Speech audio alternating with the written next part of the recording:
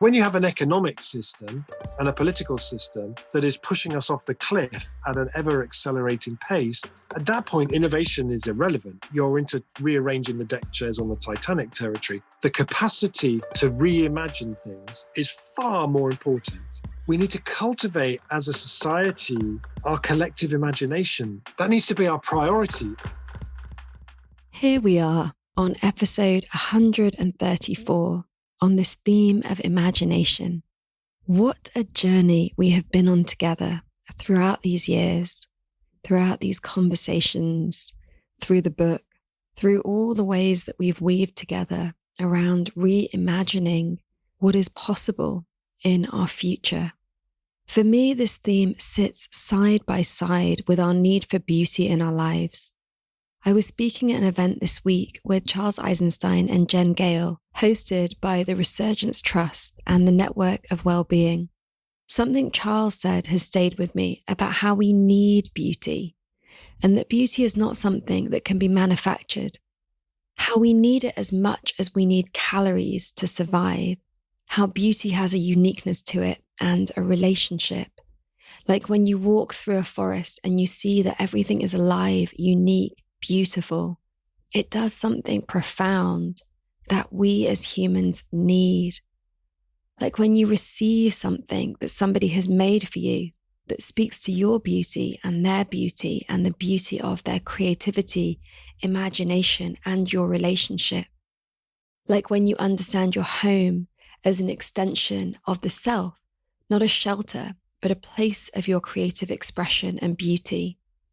When you understand that it's not about how it looks from the outside, the Instagram kind of side of it, but it's specific, that this beauty is specific to you, to what you need, to what makes you feel the most alive and creative and possible. This is what it means to live a beautiful life, to co-create a beautiful future, to have our imagination, creativity, and deeper meaning turned on and centered to who we are and what we do in this world.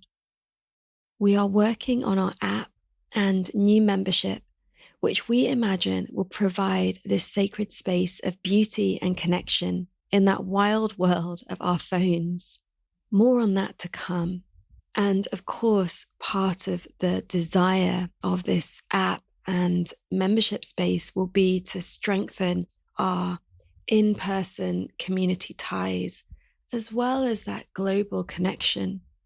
You can support us with one-off donations for this project, or by joining Presence Collective, which will merge into the new membership when it's ready. You can find out how to do that if you go to our website, onto the page, Community and Support.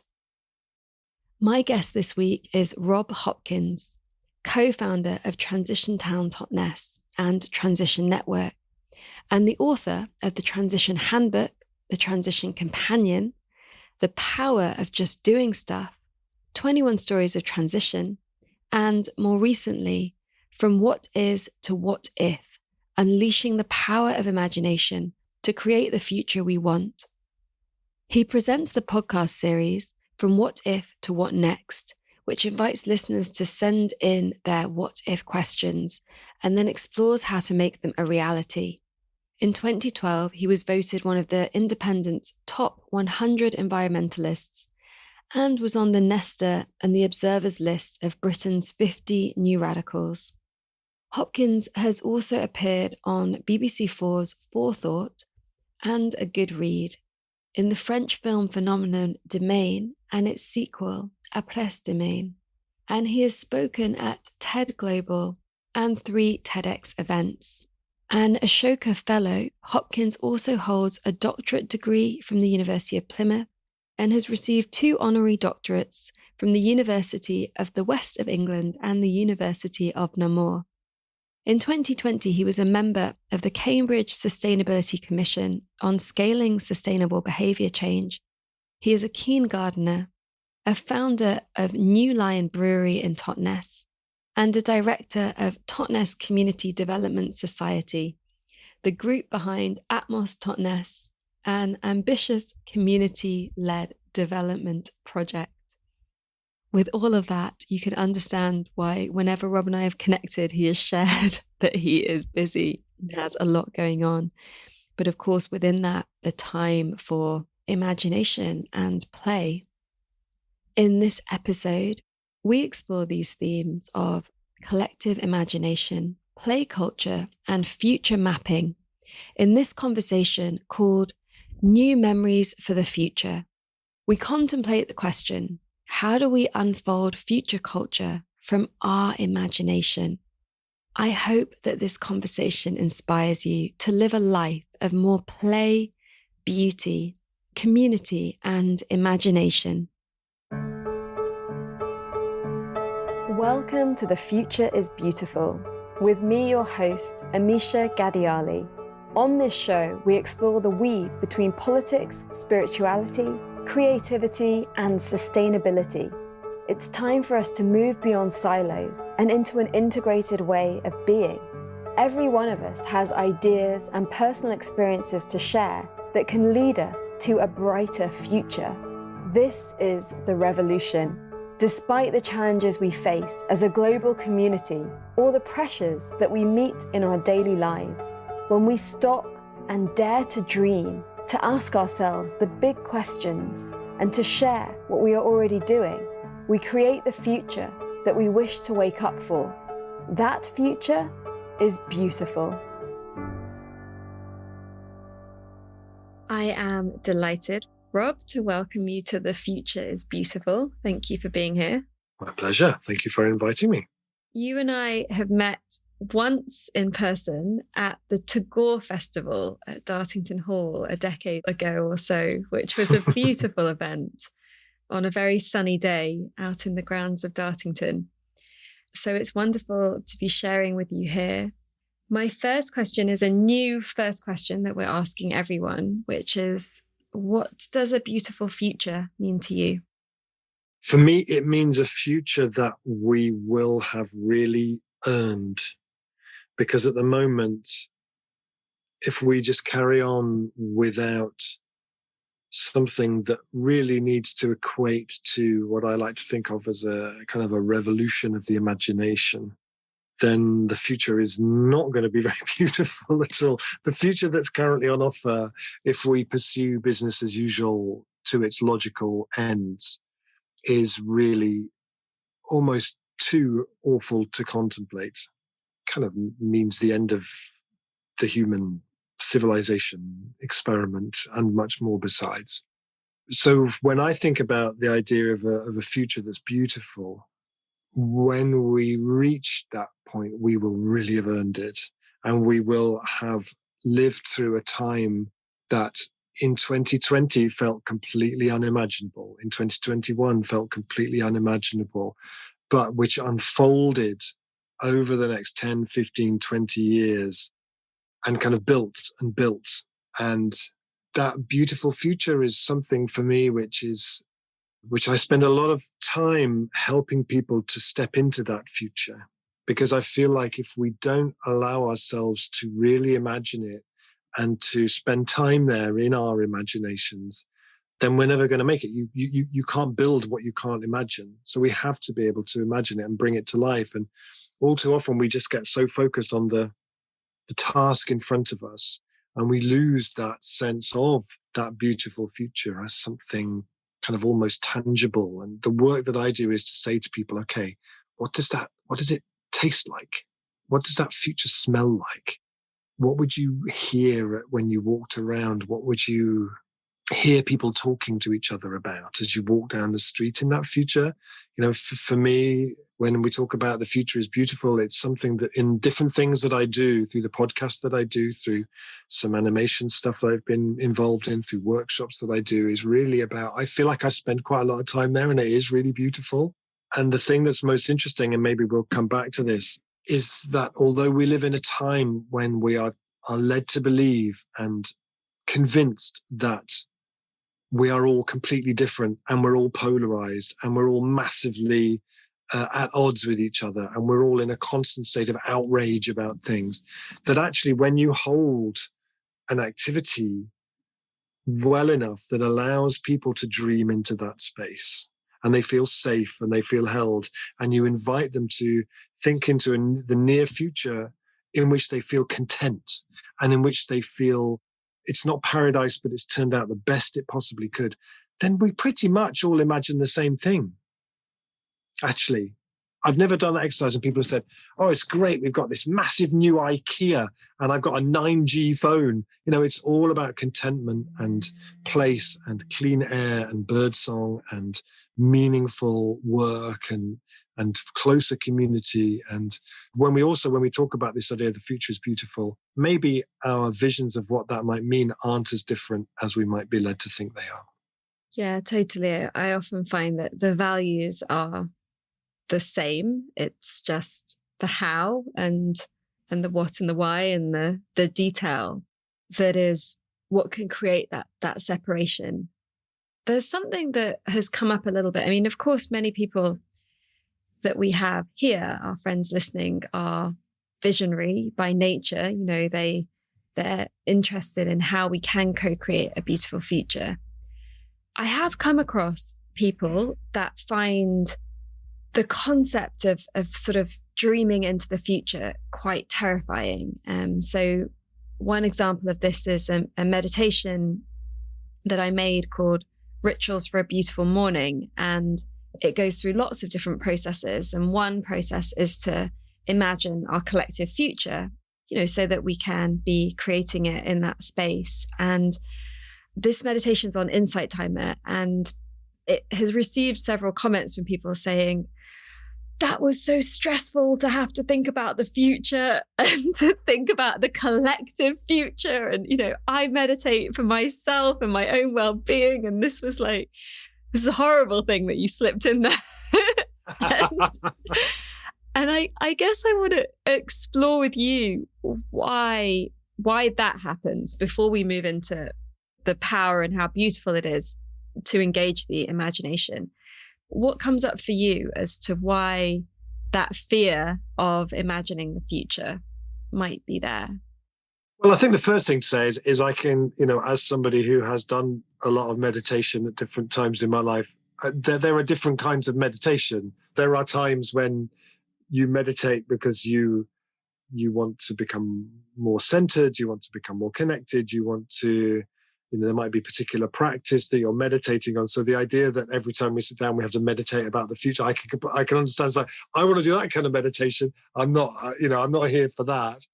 It's one of the reasons why when I do my sort of time machine, I don't call it meditation. It's more of a sort of visualization, imagining exercise where I say, I've got my time machine here and we're going to go to 2030. I always take 2030, because if you say we're going to go to 2090, it's like, what is 2090? People either go straight to like Star Wars and everyone flying around on like hoverboards and stuff and living on the moon, or they go to like the road, and there's just a few people living in cold caves eating stinging nettles. And there's not very much in between, actually, because it's so far out that people immediately polarize out to these like different kind of scenarios. Whereas 2030, I like doing that because it feels like it's near enough that we know it's going to pretty much look like it looks now, but there'll be different things. But it's far enough out that we know that in 9 years, there are, the Soviet Union collapsed in like a week. There are things that happen in very short periods of time. We can imagine between 2021 and 2030, some pretty phenomenal change could happen. So when I do it, that's kind of where I set it, because from having done it over the years, and also because what the scientists say is we have to get to zero carbon by 2030 if we're going to stay below 1.5 degrees. And the Centre for Alternative Technology did their big zero carbon Britain stuff, which had 2030 as its target. So I feel like, well, then either we think that's a target worth fighting for, or we don't. And if we do, then we need to be able to imagine that might actually happen. We need to imagine that we might actually live in a zero carbon Britain in 2030. And what would it be like? Because it's not just going to be about solar panels and electric cars. If we get it right, it could be a time of profound change in terms of social justice and inclusion and diversity and biodiversity and education and which is kind of what I do with the podcast. So, yeah, I think if I said to people, we're going to do a meditation and we're going to go to 2090, I think I would lose people. But my experience with 2030 is that it really holds them. And it's actually a very powerful exercise to do. And often when I do it, there's tears. I remember doing it once, and a woman who was a French climate activist said, I've just realized I've spent 20 years campaigning for something I've never stopped to imagine. I've never really tried to imagine what it would be like. And this was amazing. She said, this is going to be my daily practice now, that actually just to check in with it. Yeah. So my question was, in a way connected to that as a daily practice, the reason that I have a little bit of this in that meditation is so that there is a daily practice about connecting to what's possible, and not just on an individual level, also like in one's own life, but also our collective future. And in that particular meditation, it's 3 years away. So it's not 2090 and kind of living on space. It's a much more kind of present future.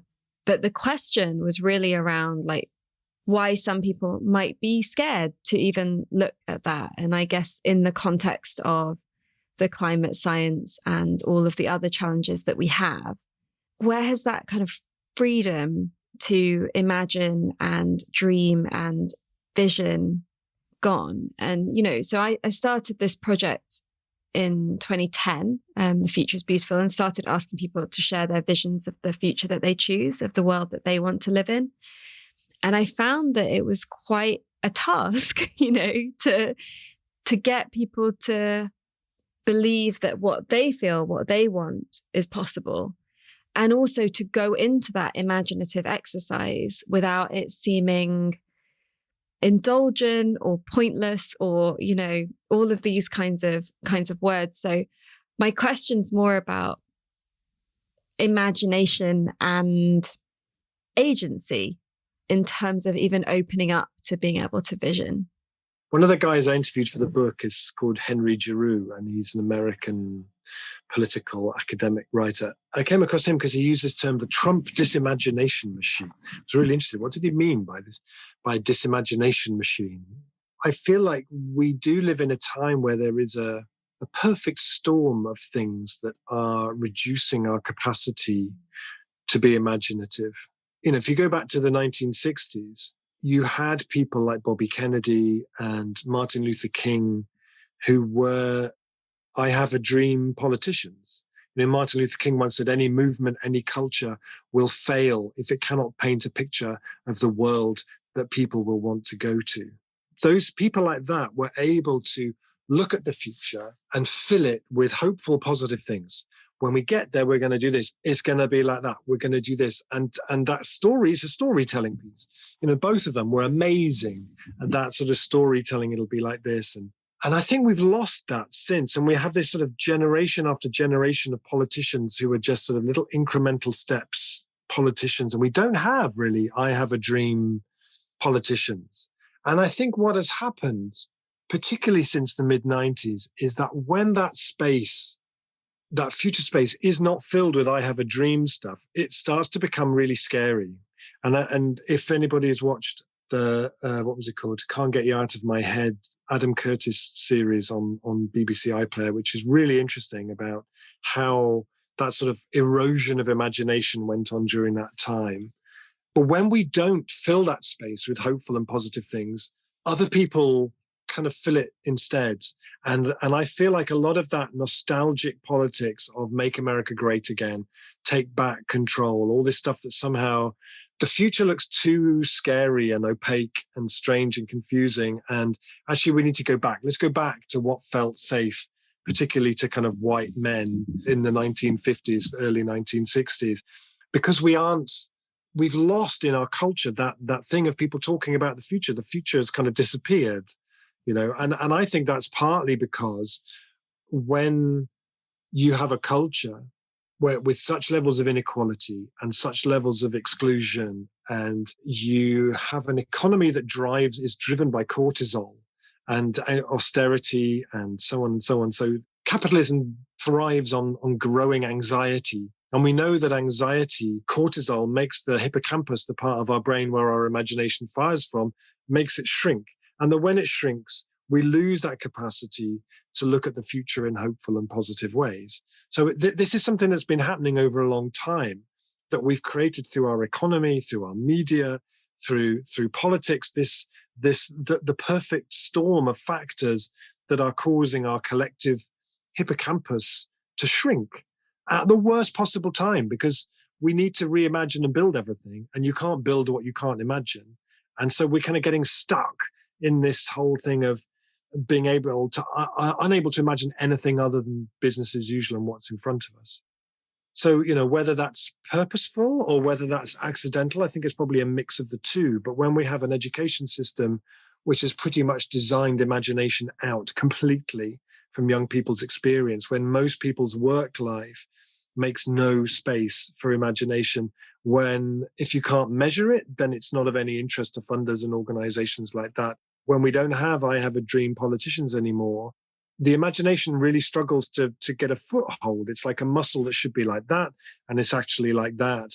And we need to do everything that we can to exercise it. So I'm really not surprised that sometimes when you ask people to imagine that future, it feels too difficult, because who else has ever asked them that in the past?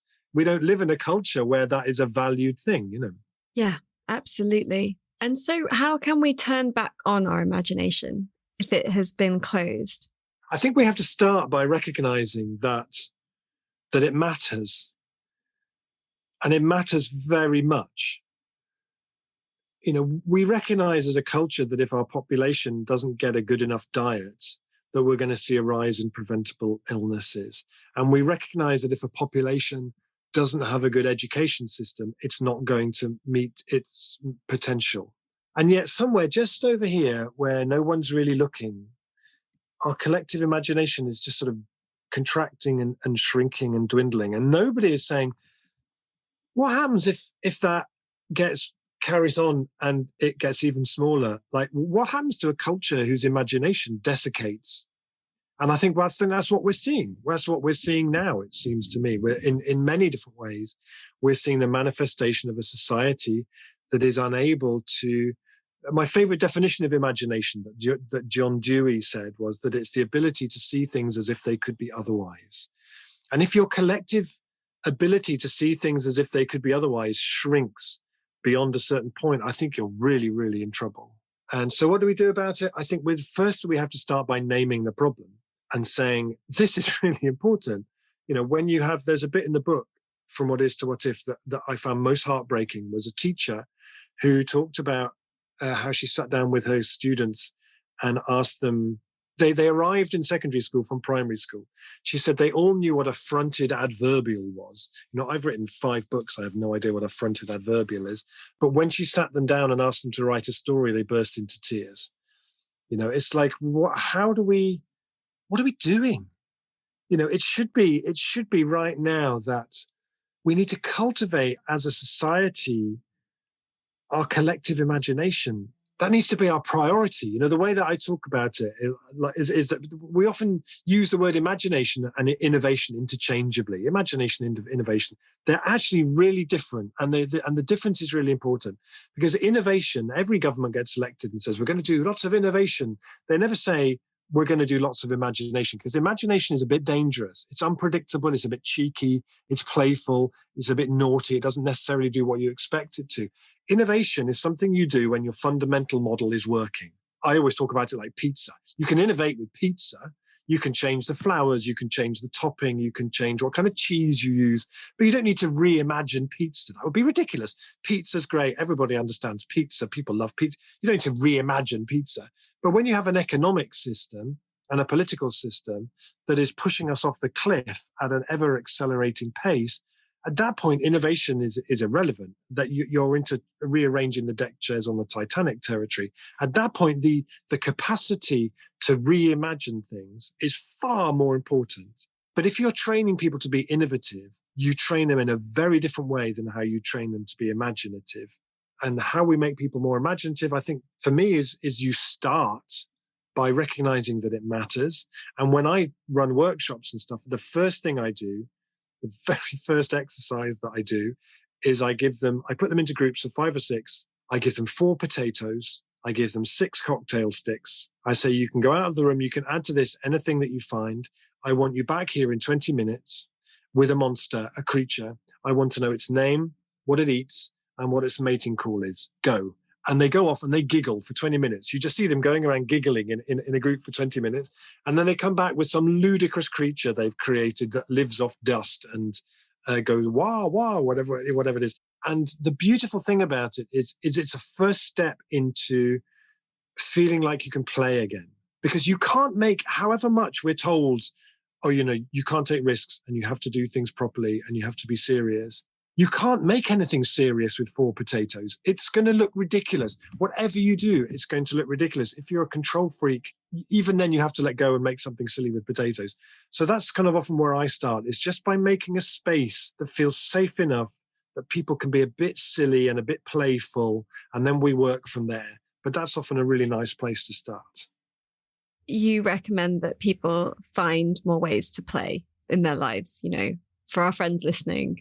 Gather their friends and get some potatoes, or if I was to do like a checklist for how to boost your imagination, I would say, firstly, you need to reimagine the relationship with that highly addictive device that you carry around in your pocket with you.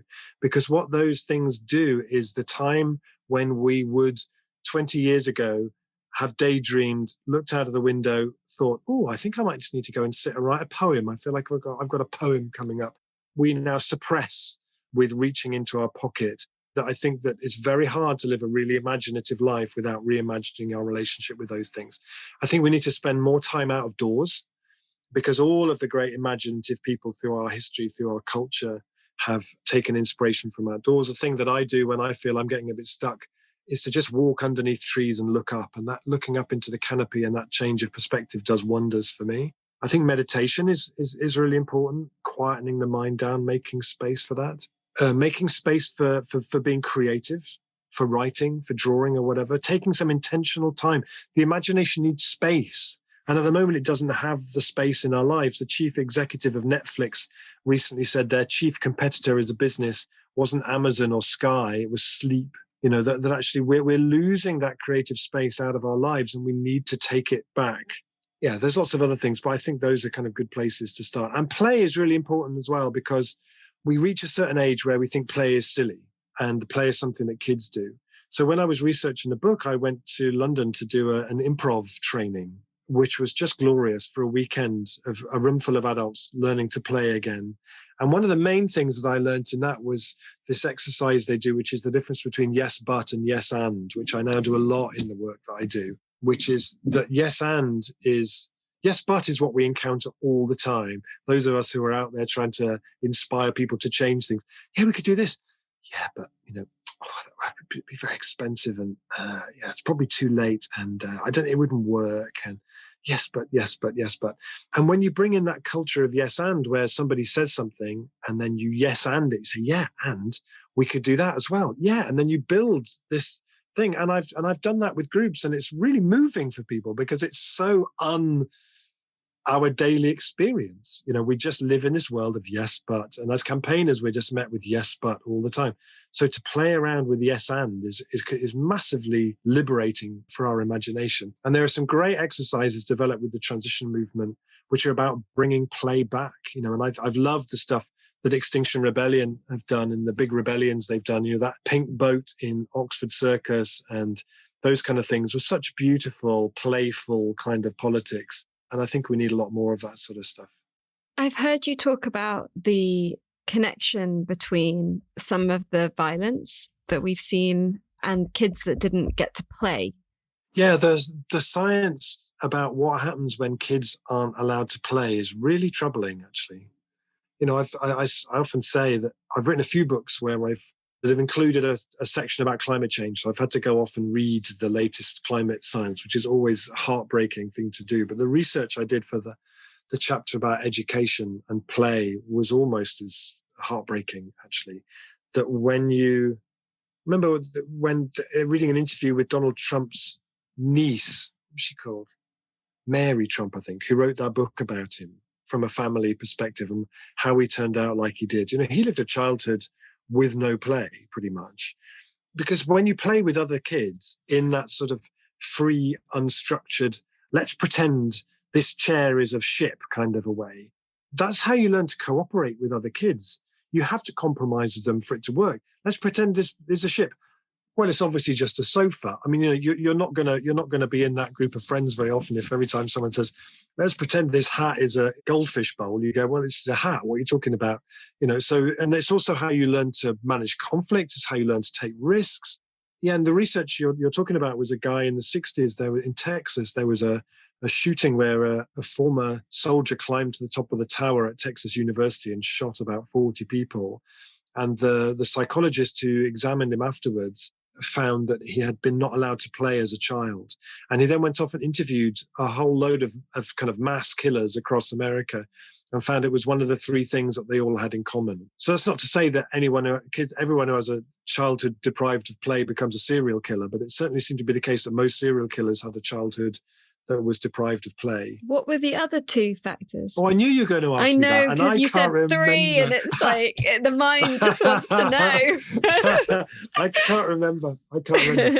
I think one of them was a household with violence in, and I can't remember what the other one was. I don't remember. Because I was like, okay, so play has disappeared. When I was a kid, we played out all the time, and we had a culture with me and other kids on the street. We were out playing, and then we'd go in when we were called in to go in for our tea. And that was kind of how it was, I don't think it was particularly safer then. Maybe there was less cars, maybe, but certainly in terms of sort of stranger danger, actually, as every day goes by, we learn how dangerous the world was when I was a kid to a degree that nobody seemed to really realize at the time. So I wanted to try and find somewhere where they were trying to bring that play back again. Where could I find somewhere where that play was happening again? And I went to Bristol to this project called Playing Out, where they've made it really easy for communities to shut the streets. And I went there on a Wednesday evening. There was an adult at each end with a high-vis jacket on. They did it during the summer. They do every Wednesday evening. And one of the dads I spoke to said, after about 6 months of doing this, we started to realize that we actually all quite liked each other, like the parents on the street. So I really got a sense of how when the kids had all retreated indoors, sometime in the late 80s, early 90s, that time indoors had been taken over eventually by tablets, either of the Apple variety or the medicinal variety. And this sort of rise in mental health in kids had really started to take off and accelerate because of that. It was the same sort of time that those communities just started to fragment because they lost that glue that held them all together. A street full of kids means the whole street has a stake in that, is involved in that somehow. And we've lost such a huge amount when that happened. And we did a thing in my town here in Totnes where we did a festival of street games, where we closed the square at the top and invited people to come and do street games. It was just fabulous, really, really fabulous. I remember reading about how one of the guys who was the mayor of Bogota in Colombia said that we should use the number of children playing in the streets of a city as one of its key well-being indicators. And that feels like a really important part of all of this to me. Yeah, powerful. And also that reminder that we never get too old to play. If you can't find other adults to do it with, then if you're lucky enough to have kids around in your life, to actually go into those deep imagination games where you get to go on a camping trip and ride a train to a magical land and all of these kinds of things are really, I always prefer those mornings with my nieces to the ones of watching TV with them, yeah, to get into that deep, deep play. And it can go on for hours. It can. And it should. And I always think, what is the most precious thing that we can give our kids? And what do our kids most long for from us as parents?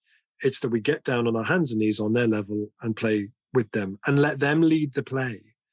So we don't come in and say, right, okay, let's imagine that, it's like actually we let them lead that. One of the things my kids always liked most was when I used to make up bedtime stories rather than read them. And they still remember, I don't remember them at all. They still remember some of those stories. And often how I would fall asleep about halfway through telling these stories. And so when I would start falling asleep, I would just start talking random nonsense. And they remember those bits best out of all of it.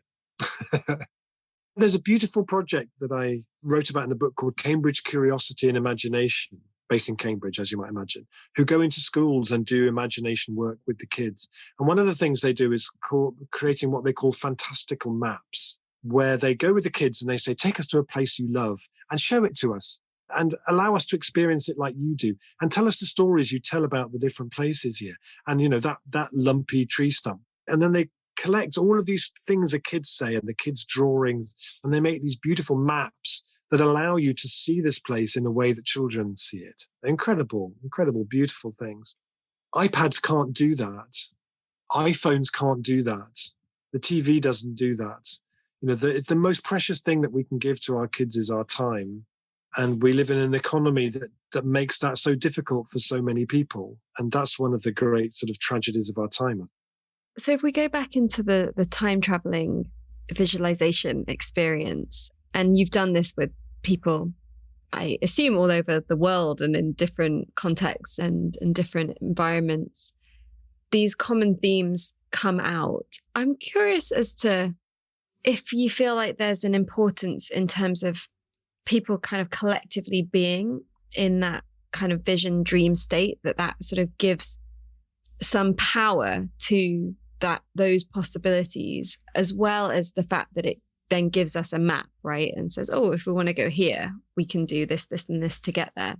The feedback that I get from people doing it, people are often really surprised by what they see and feel when they do it. A few people have said to me, well, I had a very clear sense that I was going to go forward and I was going to see this. I work in renewable energy, so I thought, well, I'm just going to go to renewable energy. And actually, it was the smell as I walked past the school gates was what surprised me. Or it was something that I heard.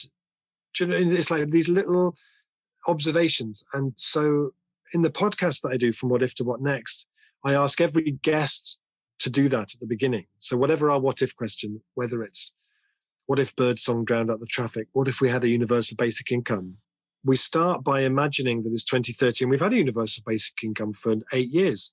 So describe a day in the life to us of that. And then I've done some things where I then cut all those together and work with an animator to sort of bring them to life. And it's the kind of fine detail of that I just love.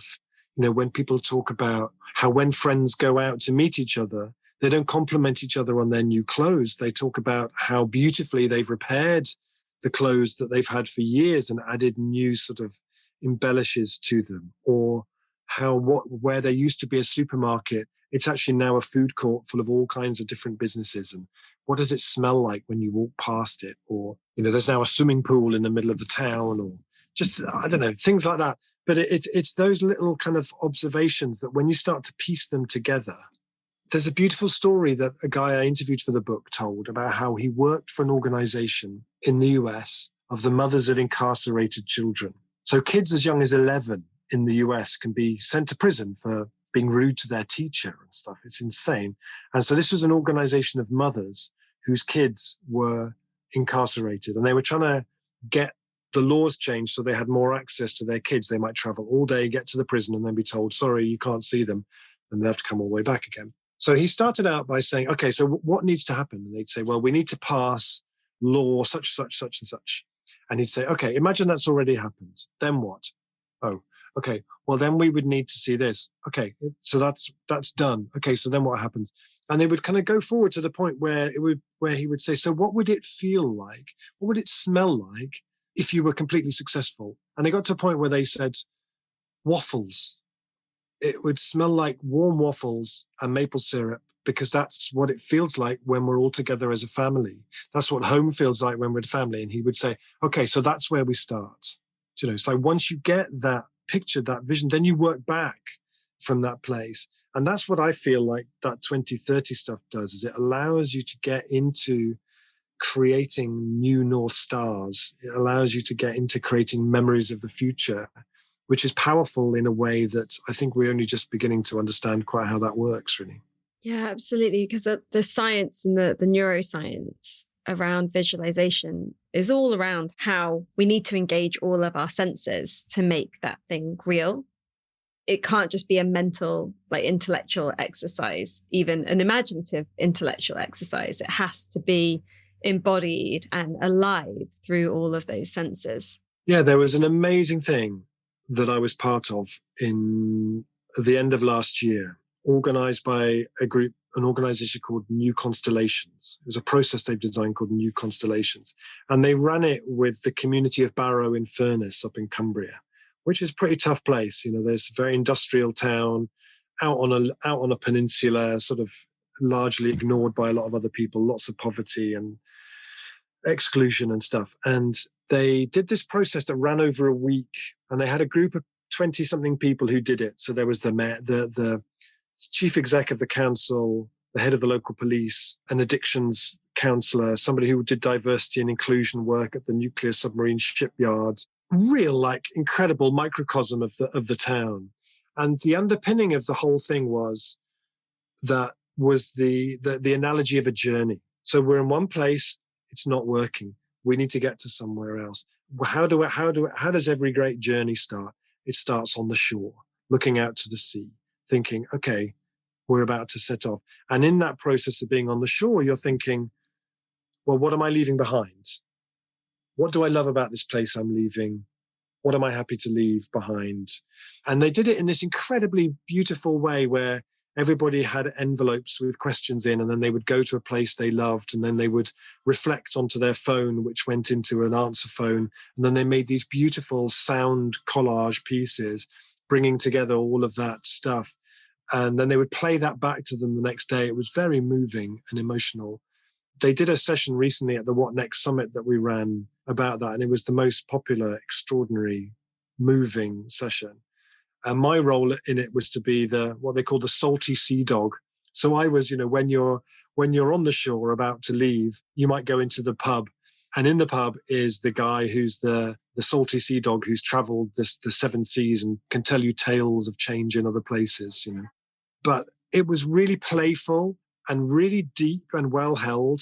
And you really got a sense of doing consultation in a way that puts imagination and storytelling at its heart. It was really quite extraordinary and would really work anywhere, I think. Hello. We're taking a short pause from the conversation. On behalf of our team and our community, thank you for being here and co-creating The Future is Beautiful. Much dedication, love, and time goes into the production of this show. We believe in being advertising free in a world that's always trying to sell us stuff we don't need. And so we make this show with you and for you, thanks to your support. There are 3 ways you can be more involved, so we can share the vision, wisdom, and creativity here as we explore what it means to be a human in this time. You can support the podcast by sharing it with your friends, posting episodes on social media, and doing iTunes reviews. You can support as a patron by making a monthly or one-off donation of your choice. And with this, you join the Global Patrons group and monthly video calls where we share connection and insight. You get to know the other amazing patrons from around the world, their stories and their work. And you offer direct support to me and the team, as well as being brought into the behind the scenes of creating something like this. It sounds like a lot, but it's as much or as little as you want to get involved in. You can become a member of Presence, our membership collective of care and practice, where we explore how to embody the themes of the podcast with workshops, calls, special events, tree whispers, and powerful tools, practices, and rituals that you can bring into your life. This is open to absolutely everybody as we create an inclusive and diverse space that celebrates well-being as a human right, where we explore together what it means to be creative, courageous, and connected to ourselves, each other, and the earth. This is about embodying sacred activism. We love meeting patrons and Presence members and how being part in this way weaves our lives together, as well as making this show possible. If anything from this conversation has moved or inspired you, please get more involved. All information can be found at www.thefutureisbeautiful.co/community. This show really can't go on without your patronage and Presence membership, so please do make it happen. And now, back to the conversation. For those that may not know what a transition town is and how we can activate more in our local communities. Yes, so a transition town or a transition, whatever it is, a city, a village, a university. Well, the way we like to talk about the transition movement is to say that it's a movement of communities who are reimagining and rebuilding the world. So it's a set of practices and tools and a network of people who are looking at the town around them or the place, the community around them, and are saying, okay, I get that we are in a climate and ecological emergency and a social justice emergency and the different things. So what are we going to do about it? Okay, so there's those things that the government needs to do. And absolutely, we need to put pressure on them to do more of that stuff and to be more ambitious. Yeah, there's all these stuff over here that I can do. So I can fly less or not fly at all, or I can, not drive so much, go vegan, whatever it is. But there's a bit in the middle, which is what can I do with the people in this street, in my neighborhood? What could we do if we got together and formed a community energy company, a different food model, started to build a new economy where we started here to do it, whether we formed a housing company and build homes that meet local need and remain in community ownership. It's very much about what can we do here with what we have here, with the passion of the people who are here, and how can we start to build a new culture and to tell a new story? It's something that has a culture very much of positivity, and someone once called it hope with its sleeves rolled up, which I rather like, or kind of the art of engaged optimism. The idea that we believe that people can do extraordinary things when the right support networks are built around them so they can do it. And you can find transition groups now in 50 countries, thousands of groups. And in many ways, it's a network of stories. And a lot of the work I do is to hear those stories and to gather them up and to share those stories in different ways. And what have you witnessed through the pandemic of how that's affected transition towns, of course, without being able to gather and be together in the same way, but then also with this real shift that has come about of people really, really understanding that we can't rely on top down in these moments, and that we have to do more for each other on a local level? It's a very mixed picture. So a lot of what the transition movement does is about that serendipity that happens when you get a group of people in a room together, and the magic that happens and the unexpected connections and, you're into that too. We should go and have a drink and talk about that. Okay, that's really interesting. That stuff obviously Zoom is no substitute for that. At the same time, what we've seen during COVID is that the work that a lot of transition groups have been doing has become even more important. So a lot of work that transition groups have done around local food resilience has really come into its own. A lot of work that community groups have done, even just in terms of building social networks, those social networks have then been the foundations of laying sort of COVID mutual aid networks kind of on top of those connections. And we've seen that in different countries where the networks built by transition movement were really useful, whether in a tsunami, in an earthquake, in something else that happened like that. Some groups have used the time to plan projects that they're going to hit the ground running with when all of this hopefully lifts. So Transition Liverpool, for example, are planning an amazing event where they're going to take over car parking spaces all across the city and fill them with different things, which is going to be really good. What kind of things? Well, it was inspired by a thing that started in San Francisco called Parking Day, where a group of artists were sitting around saying, where can we get affordable exhibition space? It's really hard to find in San Francisco. And then someone said, well, if you buy a ticket for a car parking space, is there a law that says you have to put a car in it? I mean, if you wanted to curl up in it and go to sleep or do yoga in it, it's your space for the duration of the ticket, right? So they started a day where people would come down to the center of San Francisco, buy a ticket and turn a car parking space into a garden for a day or into a little cafe or a library or an art exhibition or whatever. And this is now taken off and happens all over the world. In October, I don't remember the date, but in October, all over the world, they have Parking Day in many cities. It's just fantastic. And I love that it offers the opportunity. It's like you can use those spaces to create tastes of what the future we long for looks like. So that's what they do. And they're going to do it in Liverpool, and they crowdfunded £10,000. And they're working with lots of different organizations across Liverpool who are all designing things. They're going to come down one day and take over all these car parking spaces. It's going to be really good fun. Amazing. That sounds super fun. And ways of inviting imagination back and our creativity and the things that we really want in our communities. Yeah, I always like to call it pop-up tomorrow. It's that idea of how do you give people a taste now in 2021 of what that 2030 might be like. You could just take over a corner and transform it. One transition group in London got these beautiful fruit trees in pots and just put them all down Kilburn High Road on both sides of the road one Saturday. So people got to experience walking down their high street as if it was an orchard. It's like when Extinction Rebellion closed Waterloo Bridge in April 2019 and turned it into a forest for 2 weeks. And people who work and walk backwards and forwards over that bridge every day would stop and go, why can't it be like this every day? I think that thing of using places to give people a taste of a different future is such a powerful, powerful thing to do. Yeah, there's lots of examples of it in the book, of that kind of, and again, it's where art really comes into this. It's why we need artists and art to be able to do this, because they can help to bring this stuff alive in so many kind of fascinating ways. Yeah, absolutely. Where are you on the whole kind of the line of sort of it's too late or it's not over yet? I'm very distrustful of anyone who tells me that collapse is now completely inevitable, because I just don't think that we know enough to know that.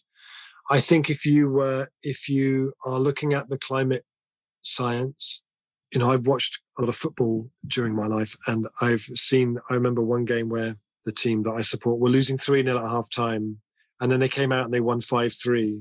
And I don't know what was said in the changing room at half time, but I know the manager wasn't saying, wow, it's probably too late, isn't it, really? And, I think we've had it, actually, it depends what we mean by too late. Are we too late to avoid any climate change? Yes, we are, because climate change is already happening. We're seeing climate change happening around the world. Are we too late to avoid 4 degrees of climate change? No, we're not. Are we too late to avoid 3 degrees? No. Are we too late to avoid 2 degrees? Is there a tiny window of opportunity we could stay below 1.5 degrees? Just with the most phenomenal concerted effort all over the world. Is it impossible to imagine that kind of concerted effort all around the world? Almost, but not quite. Okay, so what would it take to have that unprecedented push all around the world? Well, it would certainly start with a passionate belief that we could do something. It would be underpinned by a rage, I think, that there are people who would even countenance such a thing happening. It would involve a degree of working together and solidarity that we've probably not seen for a very long time. But, Paul Hawken put it beautifully, I think. He said, if you read the climate science and you're not a pessimist, you haven't read it properly, go back and read it again. But if you've spent any time among the movements around the world that are trying to do something about it and you don't feel optimistic, then you don't have a heart.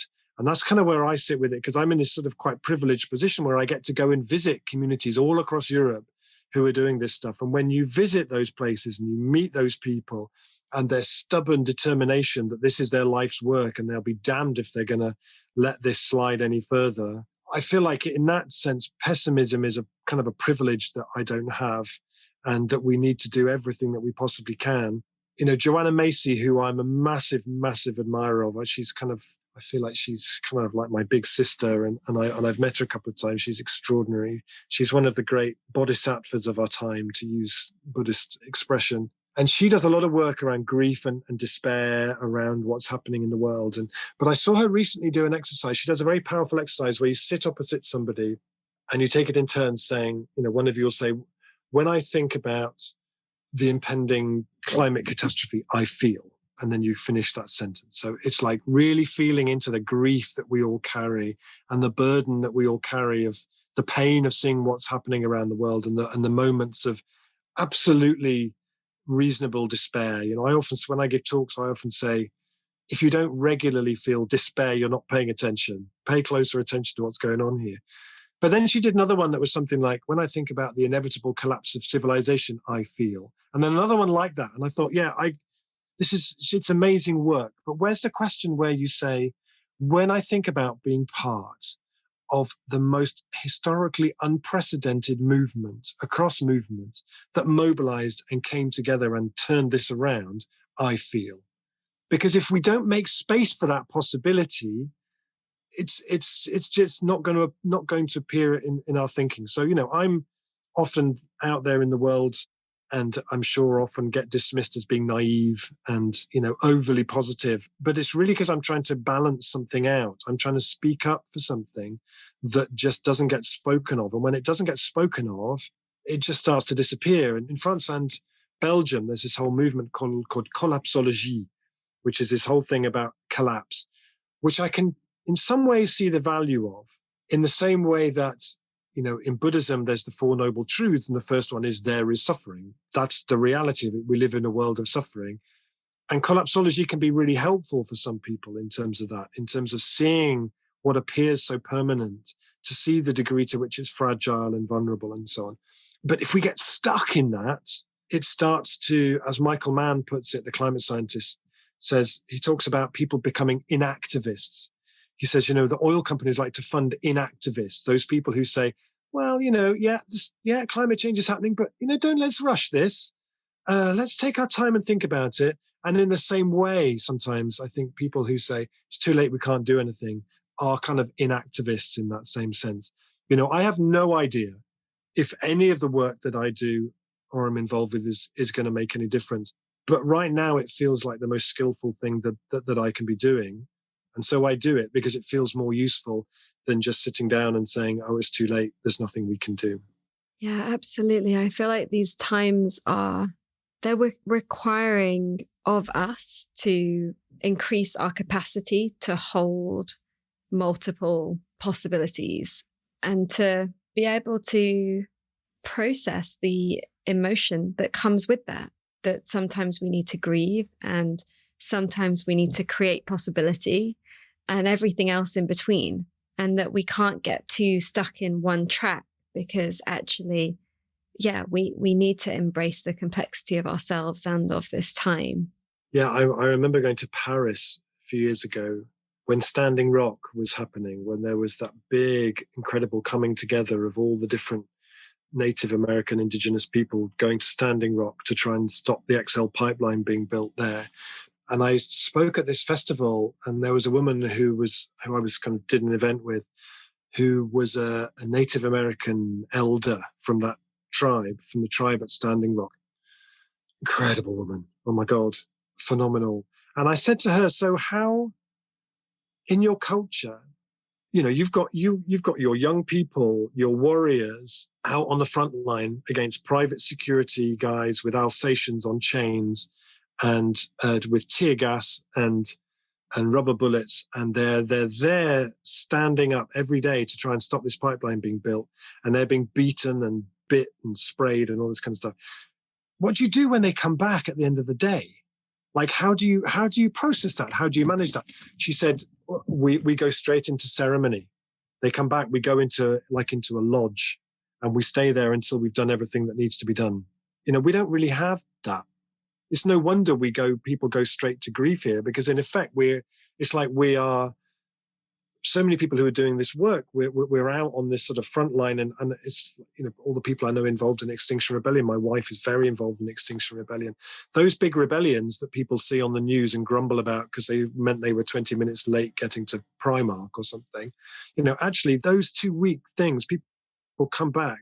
It takes people like 3 months to recover from those, because they're so kind of emotionally and physically exhausting and psychically draining. So it's been good to see that, with InXR, this sort of trying to create what's the version in our culture of creating this sort of lodge that people go back into. And it's one of the things I've loved in transition in my town here in Totnes, was that quite early on, a group of people who were sort of counselors and therapists came together and said, how can we help? What's our role in this transition stuff?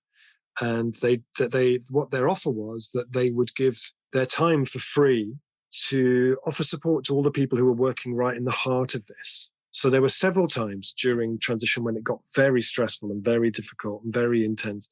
And having that kind of support really made such a difference in terms of reducing the incidence of burnout within the organization, because we lose so many brilliant, bright activists out of our movements from burnout. And that's because we don't hold each other properly, and we need to pay attention. And burnout, it's so alienating, and it damages the community, because the person that burns out often feels somewhat abandoned by the group that they were serving. And it creates these fractures when everyone had come together with such good intention. Yeah, absolutely. And people, it's very different if you work in an organization where you're paid, because the boundaries are kind of clearer and there's more stuff in place. But when you're all volunteers, it's not quite the same, Yeah. Yeah. Would you do us the honor of painting us a picture of 2030, maybe from your own heart and maybe from some of the things that you have been most moved by? Yeah. So for me, it feels like a place that's much quieter. There's more valuing of silence and quiet, which means that we hear the natural world a lot more. It's a world where people don't go to work anymore because they have to. They go to work because they choose to, and that kind of economic precariousness has disappeared.